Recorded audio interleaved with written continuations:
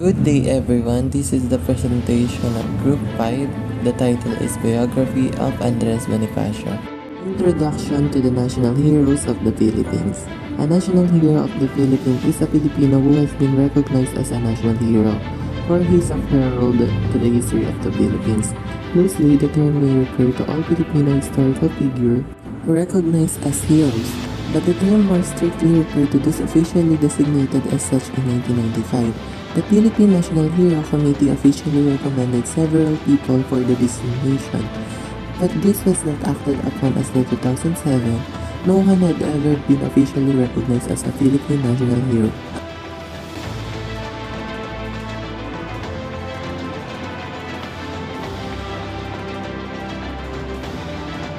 Andres Bonifacio, born on November 30, 1863 in Manila, died on May 10, 1897, Mount Buntis, Philippine patriot, founder and leader of the Nationalist Katipunan Society, who instigated the revolt of August 1896 against the Spanish. Andres Bonifacio, 1863 to 1897, a Filipino revolutionary hero, founded the Katipunan, a secret society which spearheaded the uprising against the Spanish and laid the groundwork for the first Philippine Republic.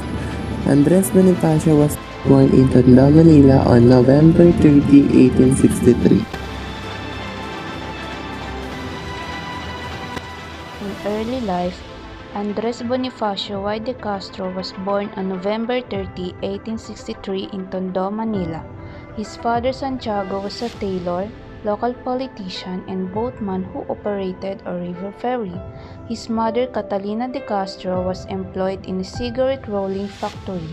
The couple worked extremely hard to support Andres and his 5 younger siblings, but in 1881, Catalina caught tuberculosis and died. The following year, Santiago also became ill and passed away. At the age of 19, Bonifacio was forced to give up plans for higher education and begin working full-time to support his orphaned younger siblings. He worked for the British trading company J.M. Fleming and Co. as a broker and corridor for local raw materials such as tar and rattan. He later moved to the German firm Fresel and Co., where he worked as a bodeguero and grocer. The family life in Andres Bonifacio. Bonifacio's tragic family history during his youth seems to have followed him into adulthood. He married twice but had no surviving children at the time of his death. His first wife, Monica, came from the Palomar neighborhood of Bacoor. She died young of leprosy, Hansen disease. Bonifacio's second wife, Gregoria de Jesus, came from the Caloocan area of Metro Manila. They married when he was 29 and she was just 18. Their only child, a son, died in infancy. The establishment of Katipunan. In 1892, Bonifacio joined Jose Rizal's organization La Liga Filipina, which called for reform of the Spanish colonial regime in the Philippines. The group met only once, however, since Spanish officials arrested Rizal immediately after the first meeting and deported him to the southern island of Mindanao. After Rizal's arrest and deportation, Bonifacio and others revived La Liga to maintain pressure on the Spanish government to free the Philippines.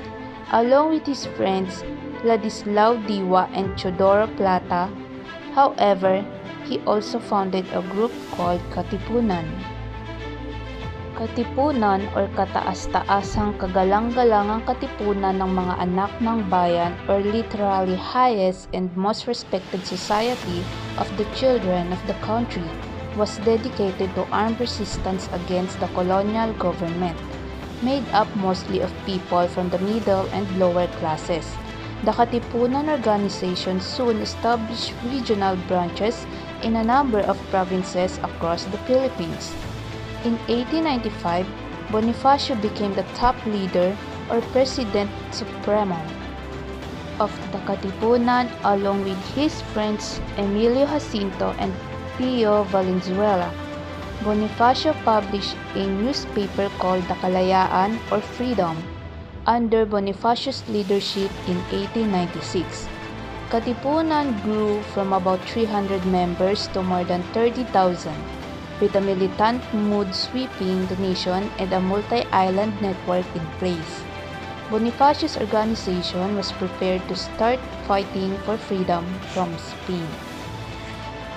During the Philippine Revolution, over the summer of 1896, the Spanish colonial government began to realize that the Philippines was on the verge of revolt.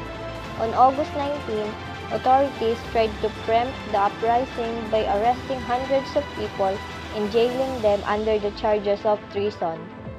Some of those swept up were genuinely involved in the movement, but many were not. Among those arrested was Jose Rizal, who was on a ship in Manila Bay waiting to ship out for service as a military doctor in Cuba. This was part of his playa bargain with the Spanish government in exchange for his release from prison in Mindanao. Bonifacio and two friends dressed up as sailors and made their way onto the ship and tried to convince Rizal to escape with them. But he refused. He was later put on a trial in a Spanish kangaroo court and executed. Bonifacio kicked off the revolt by leading thousands of his followers to tear up their community tax certificates, or cedulas. This signaled their refusal to pay any more taxes to the Spanish colonial regime. Bonifacio named himself President and Commander-in-Chief of the Philippines Revolutionary Government, declaring the nation's independence from Spain on August 23. He issued a manifesto dated August 28, 1896, calling for all towns to rise simultaneously and attack Manila, and sent generals to lead the rebel forces in this offensive. While during the attack on San Juan del Monte, Bonifacio himself led an attack on the town of San Juan del Monte, intent on capturing Manila's Metro Water Station and the powder magazine from the Spanish garrison. Although they were vastly outnumbered, the Spanish troops inside managed to hold off Bonifacio's forces until reinforcements arrived. Bonifacio was forced to withdraw to Marikina, Montalban, and San Mateo. His group suffered heavy casualties elsewhere. Other Katipunan groups attacked Spanish troops all around Manila. By early September, the revolution was spreading across the country. Party intensifies about Andres Bonifacio. As Spain pulled all its resources back to the capital at Manila, rebel groups in the other areas began to sweep up to talk Spanish resistance left behind. The group in Cavite, a peninsula south of the capital, duty into Manila Bay, had the greatest success in driving the Spanish out. Cavite rebels were led by an upper-class politician called Emilio Aguinaldo. By October of 1896, Aguinaldo forces held most of the peninsula. Bonifacio led a separate faction from Moro about 35 miles east of Manila. The third group, under Moreno Planera, was based in Bulacan, north of the capital. Bonifacio appointed generals to establish bases in the mountains all over Luzon Island. Despite his early military reverses, Bonifacio personally led an attack on Marikina, Montalban, and San Mateo. Although it initially succeeded in driving the Spanish out of those towns, they soon recaptured the cities, nearly killing Bonifacio when a bullet went through his collar. Trial and death of Andres Bonifacio. After Emilio Aguinaldo won the regent's election at Tejeros, Bonifacio refused to recognize the new rebel government. Aguinaldo sent a group to arrest Bonifacio. The opposition leader did not release that they were there with intent and allowed them into his camp. They shot down his brother, Shirakaw.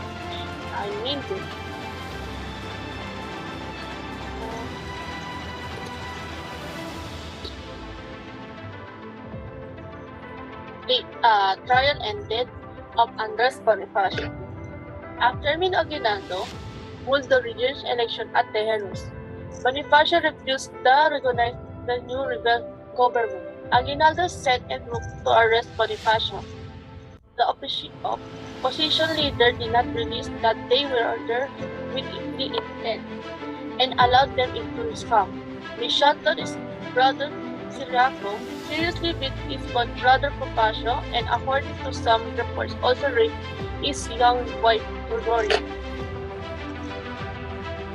Aguinaldo had Bonifacio and Bonifacio tried for treason and sedition. After a one-day ship trial, in which defense lawyer averred their guilt rather than defending them, both Bonifacios were convicted and sentenced to death. Aguinaldo commuted the death sentence on May 8 but then resisted it. On May 10, 1897, both Propacia and Bonifacio were likely shot dead by experienced SWAT on Nagpatong Mountain.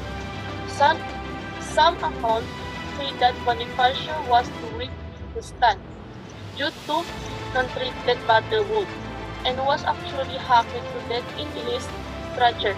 Instead, he was just 34 years old. Legacy about Andres Bonifacio. As the first self-declared president of the independent Philippines as well as the first leader of the Philippine Revolution, Bonifacio is a crucial figure in Filipino history. However, its exact legacy is the subject of dispute among Filipino scholars and citizens. Jose Rizal is the most widely recognized national hero of the Philippines, although he advocated a more pacifist approach to performing Spanish colonial rule.